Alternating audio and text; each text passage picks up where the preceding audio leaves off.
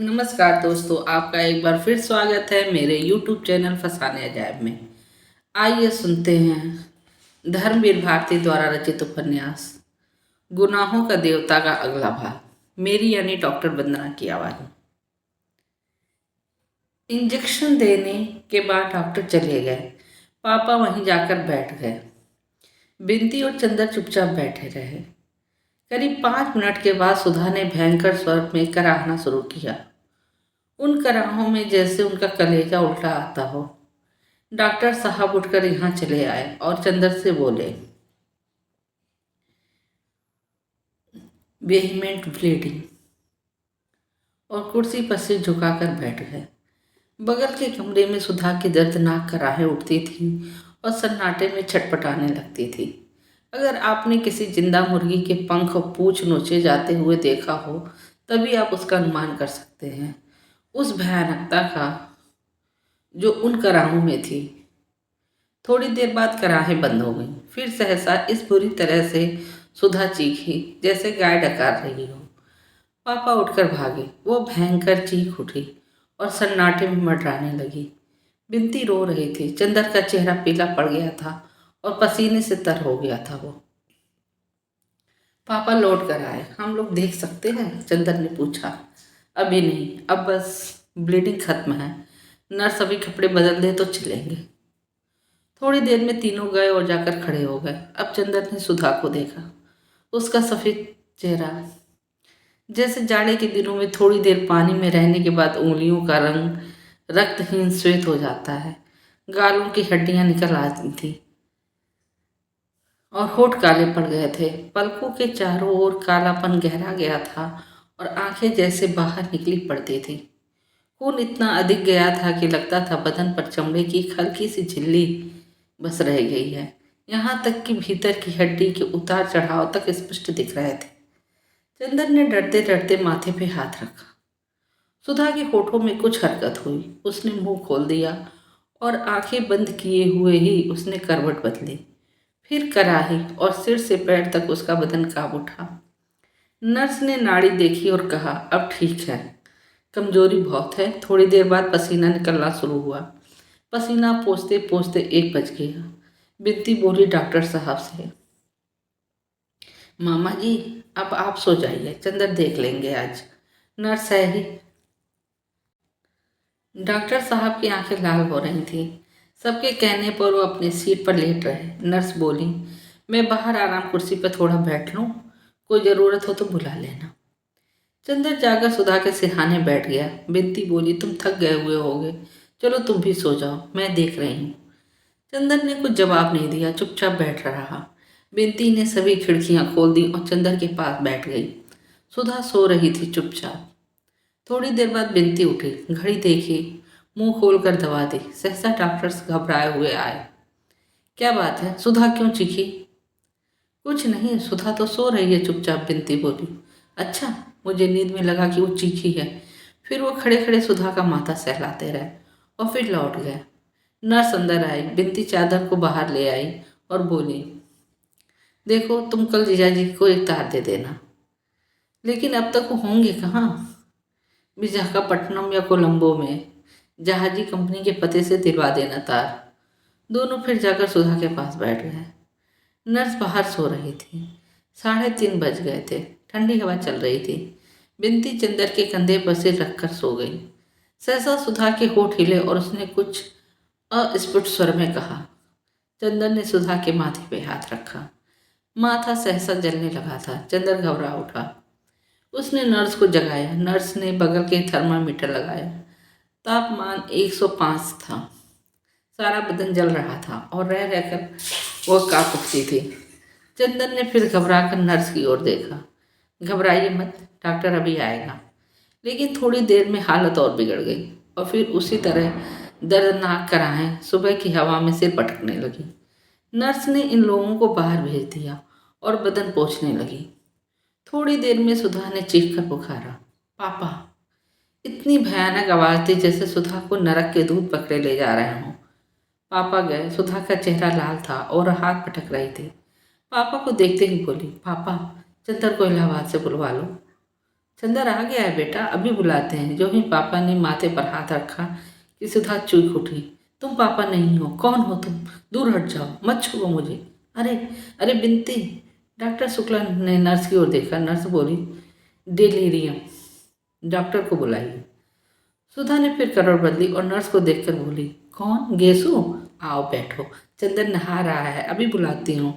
अरे चंदर, और फिर हाँफने लगी। आंखें बंद कर ली और रोकर बोली, पापा तुम कहाँ चले गए? नर्स ने चंदर और बिनती को बुलाया। बिनती पास जाकर खड़ी हो गई। आंसू पूछ कर बोली, दीदी हम आ गए, और सुधा की बाह पर हाथ रख दिया। सुधा ने आंखें नहीं खोली। बिनती के हाथ पर हाथ रखकर बोली, बिनती पापा कहाँ गए हैं? खड़े तो हैं मामा जी। झूठ मत बोल कमबख्त। अच्छा ले, शरबत तैयार है, जा चंदर स्टडी रूम में पढ़ रहा है, बुला ला उसको। बिनती फपक कर रो पड़ी। रोती क्यों हो? सुधा ने करा कर कहा, मैं जाऊंगी तो चंदर को तेरे पास छोड़ जाऊंगी। जा चंदर को बुला के ला, नहीं बर्फ उगल जाएगी। शरबत छान लिया है।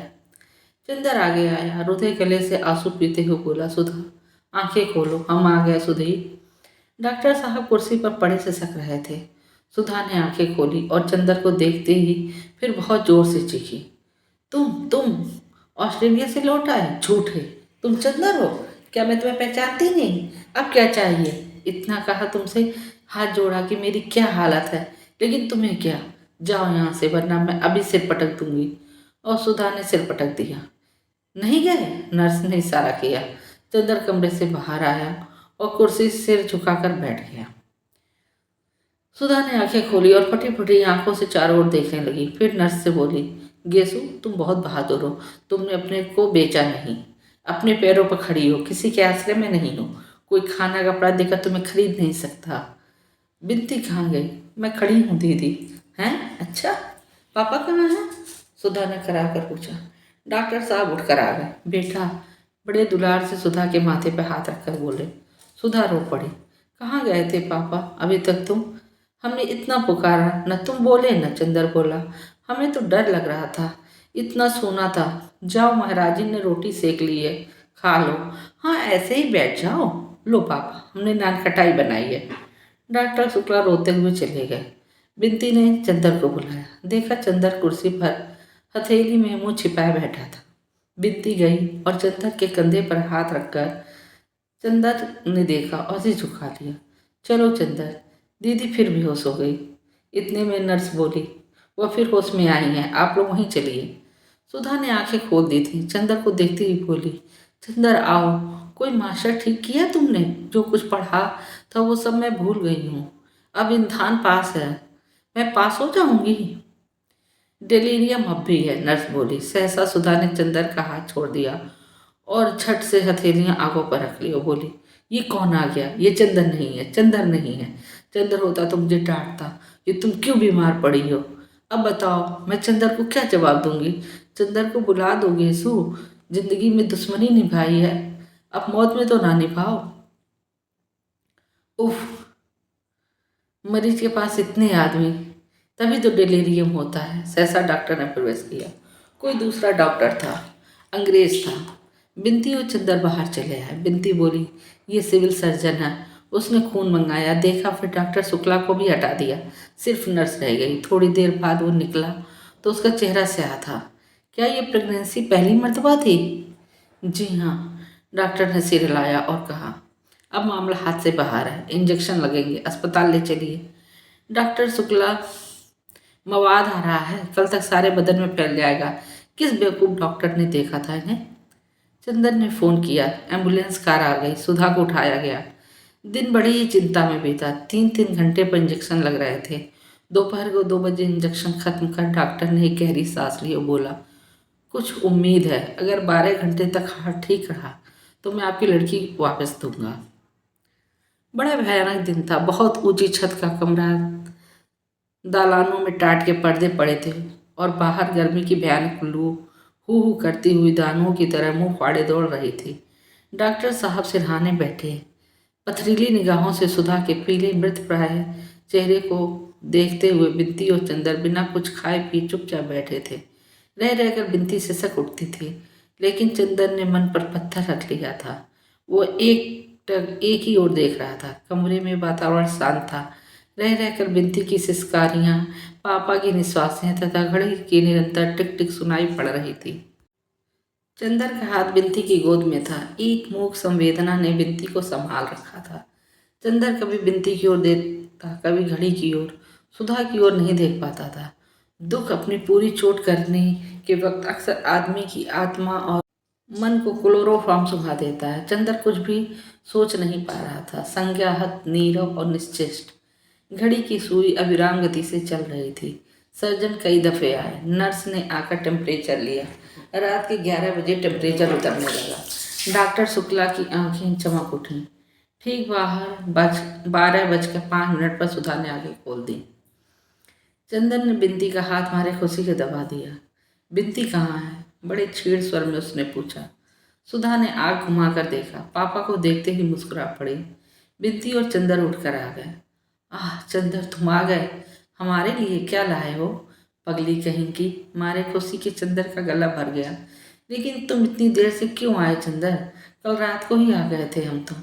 चलो चलो, झूठ बोलना तो तुम्हारा धर्म बन गया है। कल रात को आ गए होते तो अभी तक हम अच्छे भी हो गए होते। और वो हाँफने लगी। सर्जन आया। बात मत करो, उसने कहा। उसने एक मिक्सर दिया, फिर आला लगाकर देखा और डॉक्टर शुक्ला को अलग ले जाकर कहा, अभी 2 घंटे और खतरा है, लेकिन परेशान मत होइए। अब 70% आशा है। मरीज जो कहे उसमें बाधा मत दीजिएगा, उसे जरा भी परेशानी ना हो। सुधा ने चंदर को बुलाया। चंदर, पापा से मत कहना, अब मैं बचूंगी नहीं। अब कहीं मत जाना, यहीं बैठो। छी पगली, डॉक्टर कह रहा है अब खतरा नहीं है। चंदर ने बहुत प्यार से कहा। अभी तो तुम हमारे लिए जिंदा रहोगी ना। कोशिश तो कर रही हूँ चंदर, मौत से लड़ रही हूँ। चंदर, उन्हें तार दे दो, पता नहीं देख पाऊंगी कि नहीं। दे दिया है सुधा, चंदर ने कहा और सिर झुकाकर सोचने लगा। क्या सोच रहे हो चंदर? उन्हें इसलिए देखना चाहती हूँ कि मरने के पहले उन्हें क्षमा कर दूँ, उनसे क्षमा मांग लूँ। चंदर, तुम तकलीफ का अंदाजा नहीं कर सकते। डॉक्टर शुक्ला आए। सुधा ने कहा, पापा आज तुम्हारी गोद में लेट लें। उन्होंने सुधा का सिर गोद में रख लिया। पापा, चंदर को समझा दो, ये अब अपना ब्याह तो कर ले। हाँ पापा, हमारी भागवत मंगवा दो। शाम को मंगवा देंगे बेटी, अब 1 बज रहा है। देखा, सुधा ने कहा, बिनती यहाँ आओ। बिनती आई। सुधा ने उसका माथा चूम कर कहा, रानी, जो कुछ तुझे आज तक समझाया वैसा ही करना। अच्छा, पापा तेरे जिम्मे हैं। बिनती रोकर बोली, दीदी ऐसी बातें क्यों करती हो? सुधा कुछ न बोली, गोद से हटकर सिर तकिए पर रख लिया। जाओ पापा, अब सो रहो तुम। सो लूँगा बेटी, जाओ, नहीं हम पर अच्छे नहीं होंगे, जाओ। सर्जन का आदेश था कि मरीज के मन के विरुद्ध कुछ नहीं होना चाहिए। डॉक्टर शुक्ला चुपचाप उठे बाहर बिछे पलंग पर लेट गए। सुधा ने चंदर को बुलाया। बोली, मैं झुक नहीं सकती। बिनती, यहाँ आ। हाँ। चंदर के पैर छू। अरे अपने माथे में नहीं पगली, मेरे माथे से लगा दे, मुझसे झुका नहीं जाता ना। बिनती ने रोते हुए सुधा के माथों में चंदन की चरण धूल लगा दी। रोती क्यों है पगली? मैं मर जाऊं तो चंदर तो है ही। अब चंदर तुझे कभी नहीं रुलाएंगे, चाहे पूछ लो। इधर आओ चंदर, बैठ जाओ। अपना हाथ मेरे होठों पे रख दो। ऐसे, अगर मैं मर जाऊं तो रोना मत चंदर। तुम ऊंचे बनोगे तो मुझे बहुत चैन मिलेगा। मैं जो कुछ नहीं पा सकी बस शायद तुम्हारे ही माध्यम से मिलेगा मुझे। और देखो, पापा को अकेले दिल्ली में न छोड़ना। लेकिन मैं मरूंगी नहीं चंदर, वह नरक भोग कर भी तुम्हें प्यार करूंगी। मैं मरना नहीं चाहती, जाने फिर कभी तुम मिलो या ना मिलो। चंदर, उफ कितनी तकलीफ है चंदर, हम लोगों ने कभी ऐसा नहीं सोचा था। अरे हटो हटो चंदर। सहसा सुधा की आंखों में फिर अंधेरा छा गया। भागो चंदर, तुम्हारे पीछे कौन खड़ा है? चंदर घबरा कर उठ गया। पीछे कोई नहीं था। अरे चंदर, तुम्हें पकड़ रहा है। चंदर, तुम मेरे पास आ जाओ। सुधा ने चंदर का हाथ पकड़ लिया। बिनती भागकर डॉक्टर साहब को बुलाने गई। नर्स भी भाग कर आई। सुधा चीख रही थी, तुम हो कौन? चंदर को नहीं ले जा सकते, मैं चल तो रही हूँ ना तुम्हारे साथ। चंदर, मैं जाती हूँ इनके साथ, घबराना मत, मैं अभी आती हूँ।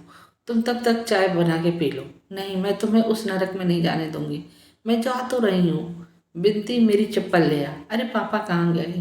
पापा। और सुधा का सिर चंदर की बाह पे लुढ़क गया। बिनती को नर्स ने संभाला और डॉक्टर शुक्ला पागल की तरह सर्जन के बंगले की ओर दौड़े। घड़ी ने टन 2 बजाए। जब एम्बुलेंस कार पर सुधा का शव बंगले पहुंचा तो शंकर बाबू आ गए थे बहू को विदा कराने। जिंदगी का यंत्रणा चक्र एक वृत्त पूरा कर चुका था। सितारे एक क्षितिज से उठकर आसमान पार कर दूसरे क्षितिज तक पहुंच चुके थे।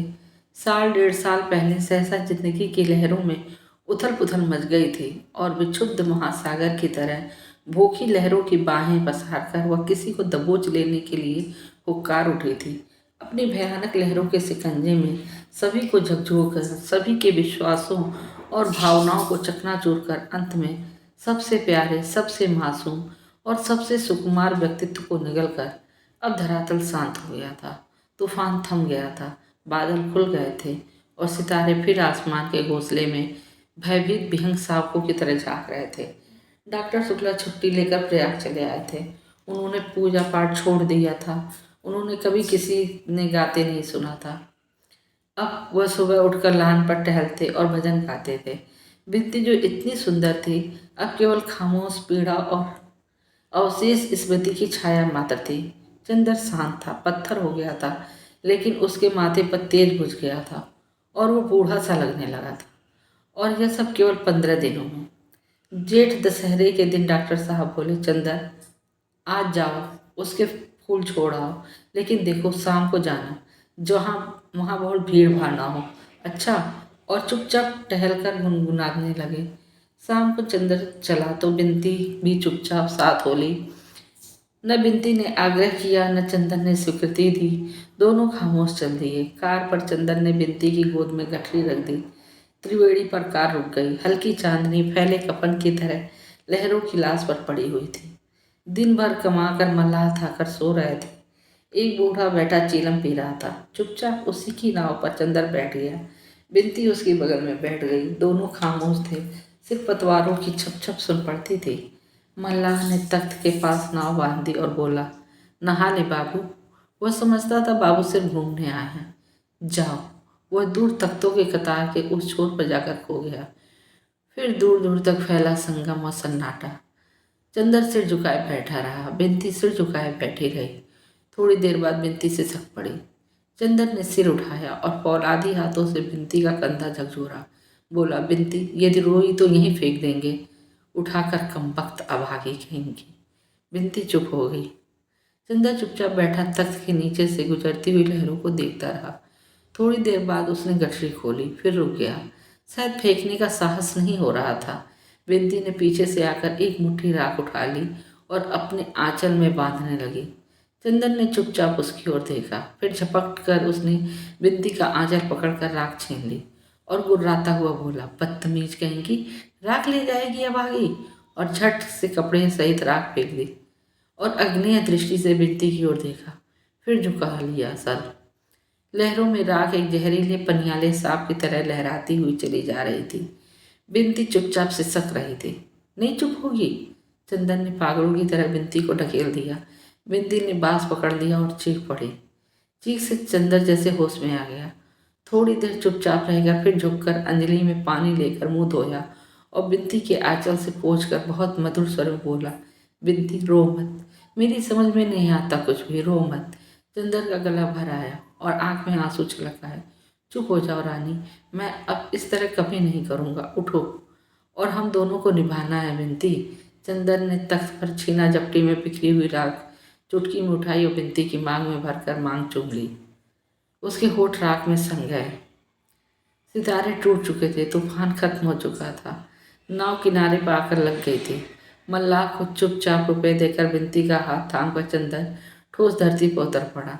मुर्दा चांदनी में दोनों छाएं मिलती जुलती हुई चलती। गंगा की लहरों में बहता हुआ राख का साफ टूट फूट कर बिखर गया था और नदी फिर उसी तरह बहने लगी थी जैसे कभी कुछ हुआ ही नहीं। तो मित्रों, आज ये उपन्यास समाप्त होता है। आज ये गुनाहों का देवता का अंतिम भाग था। धन्यवाद।